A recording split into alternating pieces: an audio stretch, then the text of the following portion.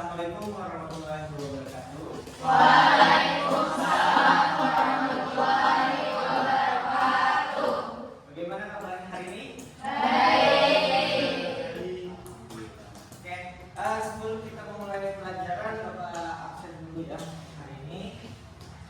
Ahmad Aditya Hamdani, hadir Pak. Arifah Mufidatul Zahra, Anissa Nur Aini, Arina Nur Azmi, Aulia Maulida Sapitri, Zalat Epsa, Erma Sasila, Madinatul Rabia, Tiza Asmianur. Oke, baik. Kita masuk ke materi baru hari ini lah di kelas 2. Kalau kalian ada itu di halaman 73. Jadi kemarin kita udah belajar bab 1 materinya tentang Pancasila yang mana isinya itu kan terdiri dari beberapa macam, mulai dari pemutusan sampai pengesahan Pancasila. Nah dari situ kan ada organisasi BPLPKI, BP8, BP9, sampai PKI, dan segala macamnya. Nah sekarang hari ini kita masuk ke materi baru, yaitu tentang perumusan dan pengesahan Undang-Undang Dasar Negara Republik Indonesia tahun 1945. Oke. Nah jadi sebelum ke situ, sebelum pembahasan, nah di situ kan ada materi yang pertama, yaitu tentang pengertian konstitusi. Apa yang kalian ketahui tentang pengertian konstitusi? Jadi, konstitusi adalah pernyataan tentang bentuk dan susunan suatu negara yang dipersiapkan sebelum atau sesudah sebuah negara. Jadi, sebelum dibentuknya negara ataupun susunan negara ada negaranya. Nah, ini adalah susunan untuk apa? Untuk penyelenggaraan negara yang merupakan dasar hukum tertinggi. Nah, jadi itulah hukum tertinggi yang dinamakan dengan konstitusi.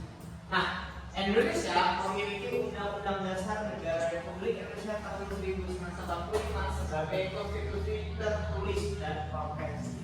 Nah, kalau konvensi ini merupakan aturan dasar yang timbul dari negara dilakukan terus-menerus dan berulang-ulang dalam praktek penyelenggaraan negara yang tidak bertentangan dengan undang-undang dasar. Nah, contohnya seperti pidato presiden pada tanggal 16 Agustus tahun 1945. Nah, jadi undang-undang dasar ini merupakan sebuah konstitusi tertulis dan konvensi dari negara Republik Indonesia. Oke, sekarang, nah tadi kan kalian sudah tahu nih apa konstitusi tersebut. Nah, jadi pastikan isinya ya kayak pasal-pasal, undang-undang, Nah, Bapak pengen tahu. Nah, dari segi, dalam undang-undang kita banyak pasal-pasalnya, Nah, pasal berapakah yang ibaratnya tuh sudah kita implementasikan dalam bidang setiap hari yang kita lakukan? Nah, kira-kira pasal berapa? Ada yang tahu kan? Nah, jadi pasal 1 misalnya tentang keagamaan, bunyinya apa, dan implementasinya seperti apa? Ada yang bisa menjawab? Oke. Nah, ini Bapak ada beberapa salah satu contoh pasal, Nah, ini contoh pasal yang kita bisa kaitkan dengan perilaku kita atau implementasi kita dalam kehidupan sehari-hari. Nah, contohnya itu ada pasal 31 ayat 1 dan ayat 2 ya, tentang pendidikan. Nah, di sini pasal 31 ayat 1 menyebutkan bahwa setiap negara berhak mendapat pendidikan. Yang ayat 2, setiap warga negara ini berhak mengikuti pendidikan dasar dan pemerintahan wajib membiayai. Nah, jadi itu bunyi tentang pendidikan tadi. Nah, artinya apa? Artinya pendidikan ini adalah hak semua warga negara. Nah, apalagi kan sekarang ya ada program dari pemerintah kalau ya yang namanya wajib sekolah 12 tahun. Nah, jadi wajib tuh kalian sekolah. Nah, paling tidak ya sampai SMA, SMK sederajat. Nah, dan itu juga kan yang itu dibantu oleh pemerintah dalam segi pendidikannya. Nah, sekarang kan kayak kalian deh buku, nah kalian yang beli oleh sekolah gratis, ada pakai SPP dan sebagainya. Nah, jadi kenapa? Karena pendidikan adalah hak dasar bagi setiap warga negara. Ya, oke sampai di situ paham?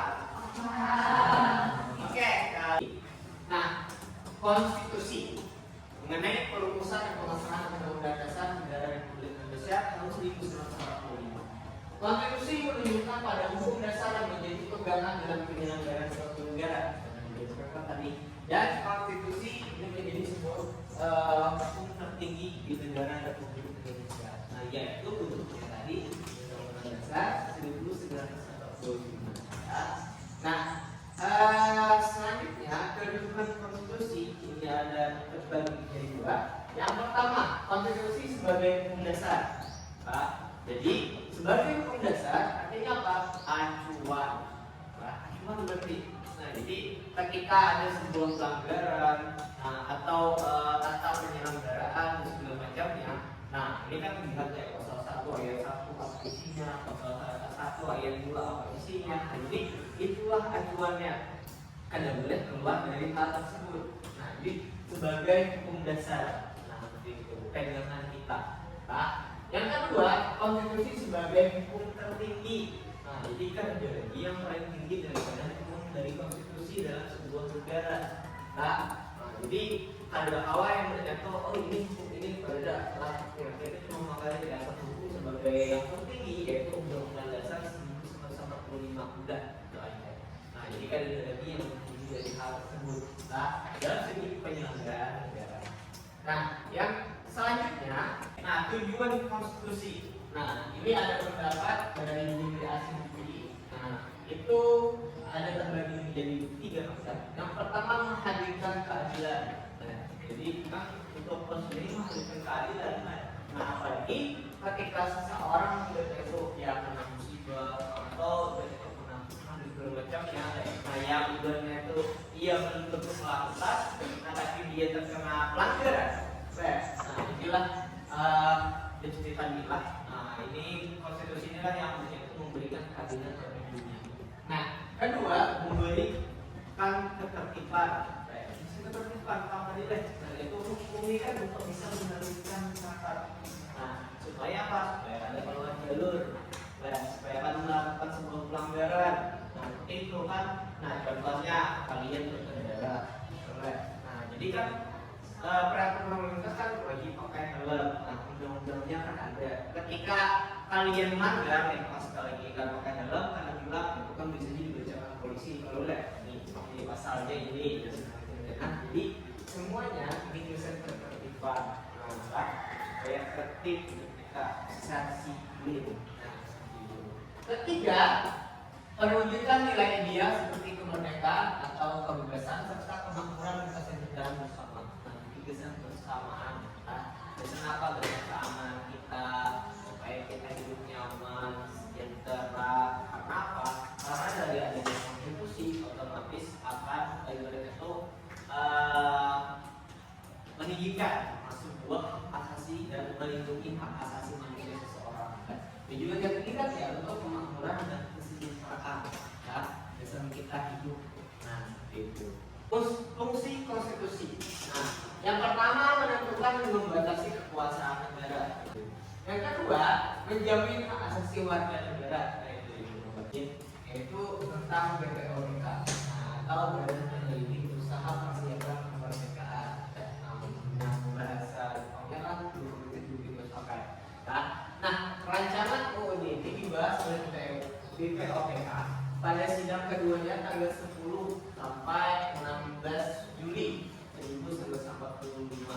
Nah, untuk apa tadi? Untuk membahas rancangan undang-undang. Karena kan undang-undang ini sebagai konstitusi tertulis bagi negara Republik Indonesia.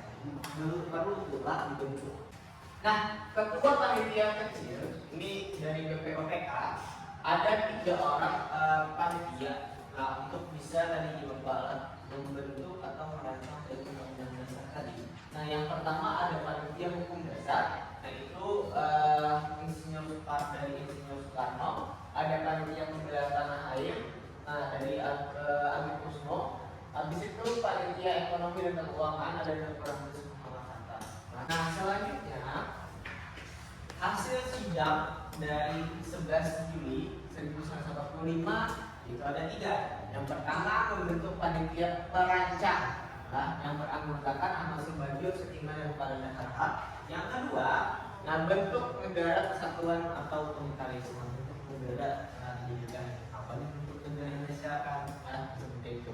Nah, selanjutnya kepala negara di tangan 1 orang yaitu presiden. Dapat 3 keputusan dari sidang 11 Juli 1945. Nama-nama dan gambar foto dari panitia perancang undang-undang dasar. Nah, di sini kita lihat ada 5 orang. Nah, ada Supomo, Oton Negoro, Ahmad Subarjo, Ahmad Ramis, Panji, Bapak Agus dan Bapak Imam. Selanjutnya pada tanggal 13 Juli 1945 panitia perancang undang-undang dasar membahas dan menyepakati beberapa hal. Yang pertama, lambang negara. Lambang negara Indonesia apa?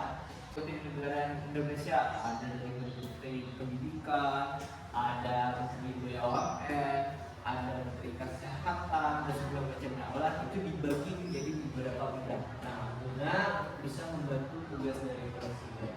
Yang terakhir, kepala negara memiliki kekuasaan yang mutlak terbatas. Nah, jadi ada beberapa keputusan yang disampaikan oleh Soekarno tadi. Oke, sampai di sini ada yang ingin tanyakan? Restart. Restart itu adalah hukum. Jadi hukumnya dulu. Start ini. Nah, itu kan sistem konstitusional. Ini apa tadi? Ini ada RKPD. Terus yang kalian kerjakan. Nah, nanti Bapak bagi satu persatu. Nah, setelah kalian isi, nanti Bapak panggil ya. Nah, untuk bisa menyebutkan.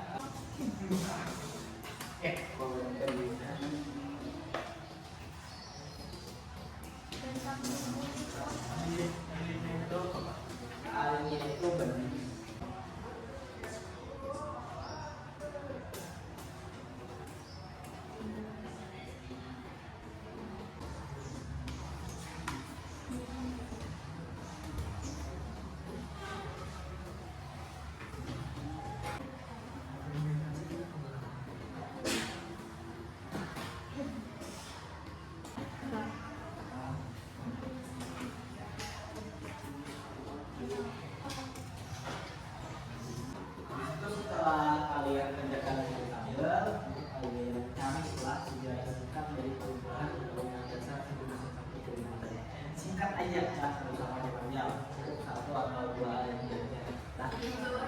Ya, di bawah kita boleh.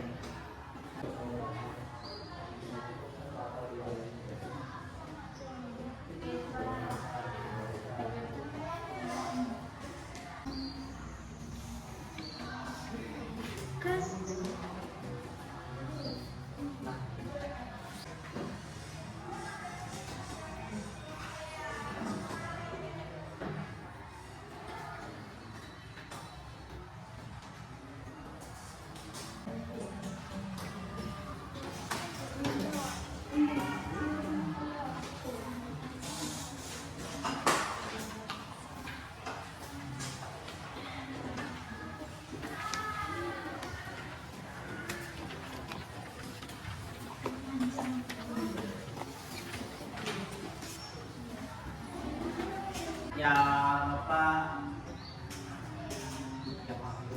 Nah, dari hasil kerjaan kalian yang mengpilah semuanya Pak, untuk bisa memanfaatkan. Jadi nanti.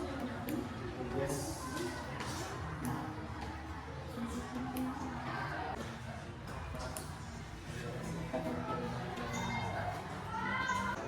Untuk yang pertama, isu pengalaman hidup sehari-hari dalam pendidikan. Itu ada di pasal 31 ayat 2, implementasinya belajar di sekolah dengan sungguh-sungguh. Yang kedua, isu pengalaman hidup sehari-hari kesehatan. Pasal 28 ayat 1, implementasinya asuransi kesehatan. Nomor 3, isu pengalaman hidup sehari-hari kebebasan beragama. Dalam pasal 28 ayat 1, implementasi tidak memaksakan kepercayaan kepada orang lain. Perubahan Undang-Undang 1945. Perubahan pertama dilakukan dalam sidang umum MPR tahun 1999. Arah perubahan pertama Undang-Undang Dasar 1945 adalah membatasi kekuasaan Presiden dan memperkuat kedudukan DPR sebagai lembaga legislatif. Perubahan kedua dilakukan dalam sidang tahunan MPR tahun 2000, menghasilkan rumusan perubahan pasal-pasal yang meliputi masalah wilayah negara dan pembagian pemerintah daerah. Perubahan ketiga ditetapkan pada sidang tahunan MPR 2001. Perubahan keempat dilakukan dalam sidang tahunan MPR tahun 2002. Terima kasih.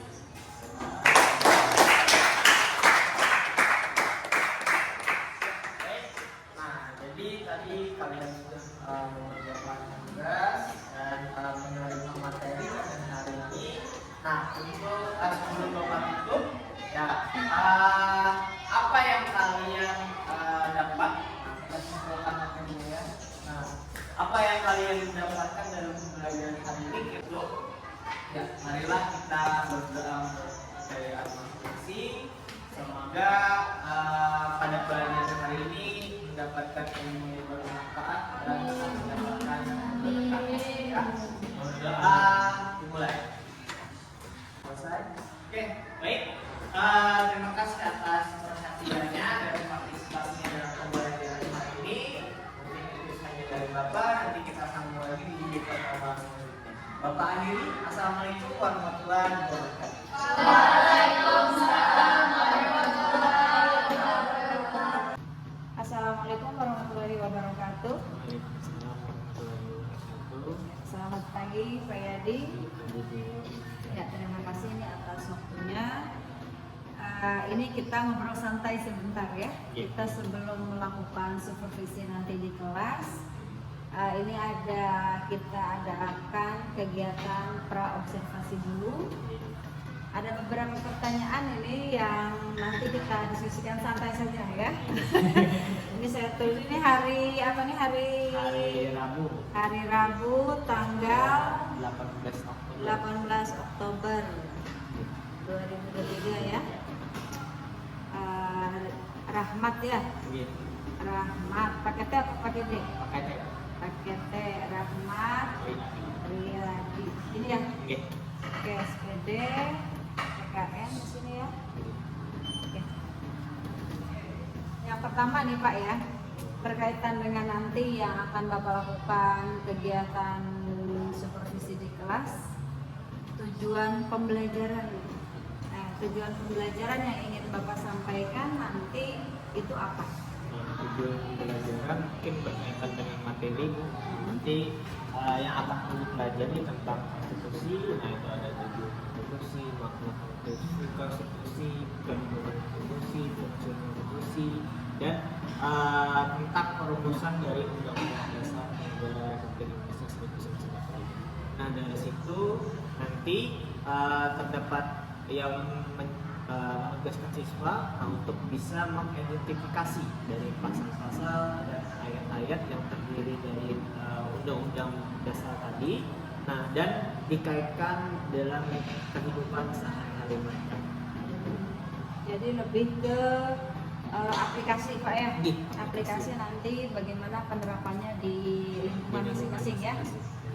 Untuk area pengembangannya nih Pak, kira-kira apa sih yang ingin Bapak capai dari materi konstitusi dan perumusan Undang-Undang Dasar 1945 itu? Jadi, kemungkinan yang ingin lo capai, mereka akan itu paham tentang bagaimana konstitusi negara, hukum di negara Indonesia, situ kan paham tentang undang-undang yang berlaku. Nah, jadi bisa itu membuat siswa ini menjadi lebih disiplin atau menjadi warga negara yang baik yang dapat mentaati peraturan dan hukum yang berlaku. Begitu.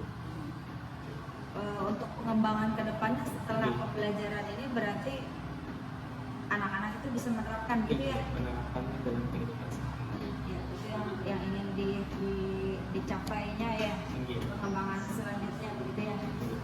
Terus untuk nanti nih menggunakan model pembelajaran apa Pian?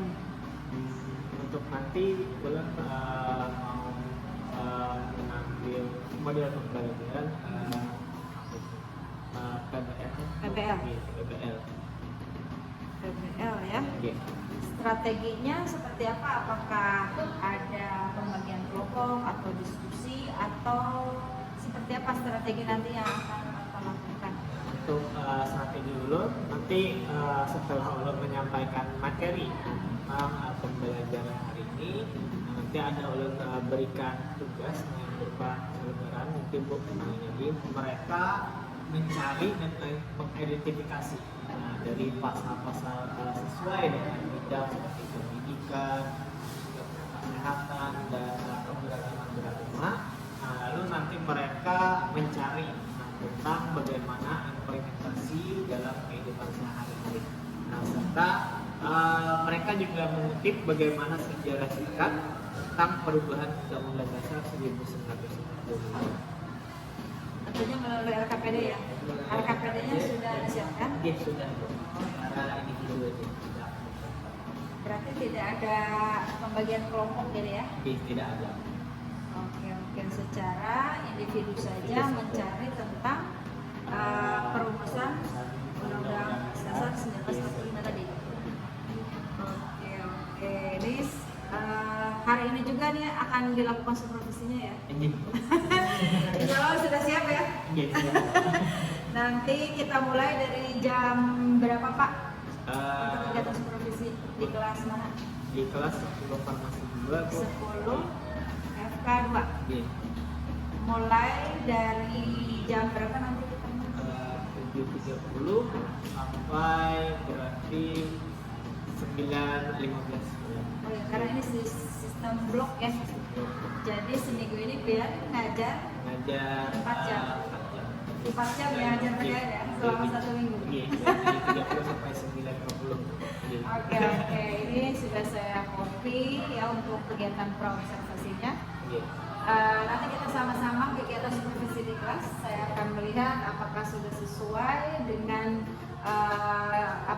praobservasi yang sudah kita lakukan pada kesempatan ini.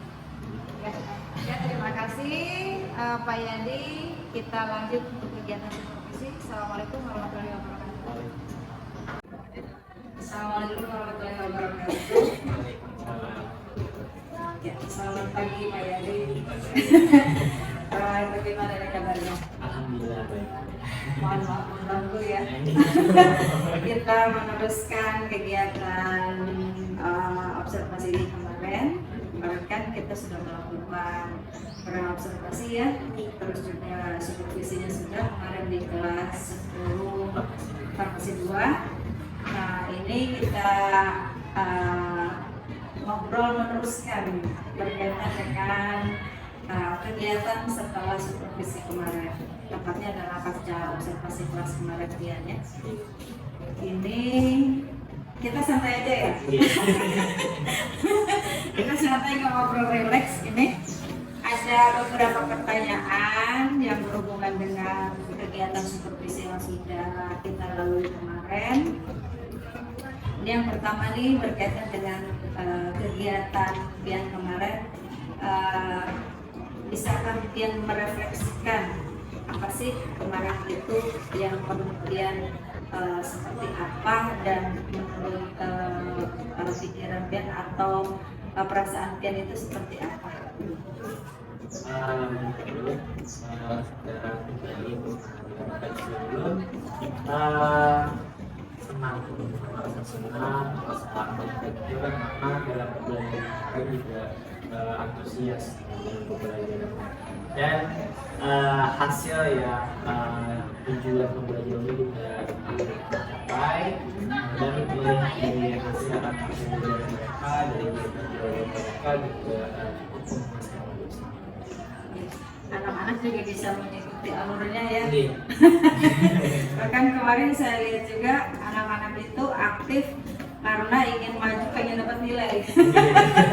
Malah waktunya habis ya. Waktunya habis, tapi anak-anak tidak semuanya bisa maju ya. Iya. Nanti tinggal di manajernya untuk waktunya berarti ya, biar anak-anak bisa maju semua. Ya. Kalau untuk kemarin itu topik permasalahannya itu percakapan antara pian dengan siswa itu, materinya kira-kira sudah sesuai atau belum? Untuk materi sudah Sesuai dengan tujuan, sesuai ya. Materinya kemarin berkaitan dengan apa? Undang-undang dasar tentang konstitusi. Bahas tentang konstitusi ya. Untuk kedepannya nih Pak, kemarin kan sudah kegiatan observasi.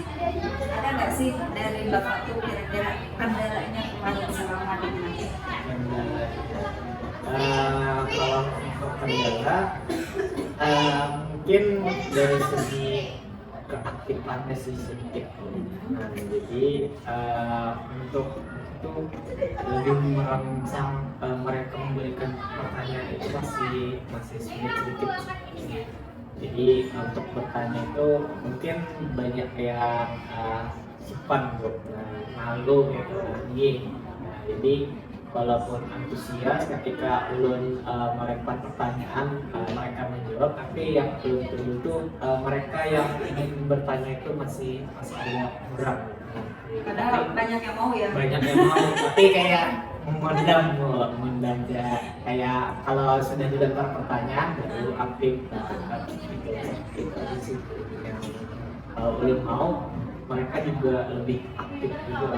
Jadi ketika orang menjelaskan materi mereka juga Ya kemarin juga kan ada juga tuh, sebenarnya saya mau banyak bertanya Pak, ya kan? Tapi bingung. gue, takut salah mungkin atau Salah malu Pak ya, karena kan kelas 10 ya.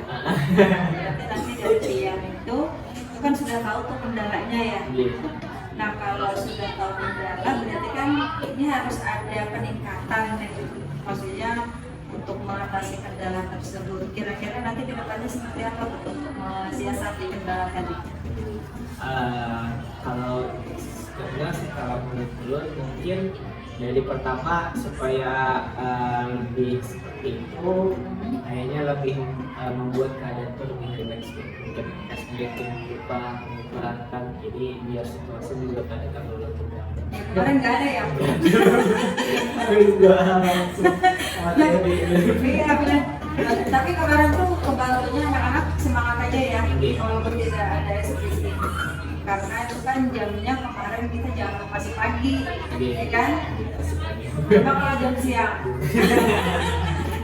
Kalau jam siang tuh harus ada penyegaran ya Pak ya. Kalau masih pagi masih penting loh kalau kita lakukan. Selain itu ada lagi nggak kira-kira menurut yang tindak lanjutnya? Kalau misalnya dari metodenya Pak yang mau pian ganti atau misalnya mau pian tambahkan? Kalau secara metode kemarin karena ulun ikut RPK bulan, jadi Kemarin pakai metode apa Pak? metode juga cuma tidak secara berkelompok, ya, jadi diskusi itu nanti ulun suruh berpendapat untuk membacakan hasil dari pekerjaan mereka. Jadi mungkin nanti untuk pertemuan selanjutnya supaya ada kebutuhan gotong royong yang itu dari lebih terkoordinasi. Berarti kedepannya masih mau menggunakan metode BBL, tapi sudah dibuat kelompok gitu ya. Berarti tinggal pian lagi aja kegiatan ini, ya kan? Sampai ini saya percaya pian pasti bisa. Karena kemarin antusias sekali siswanya sudah banyak ya. Terima kasih untuk kegiatan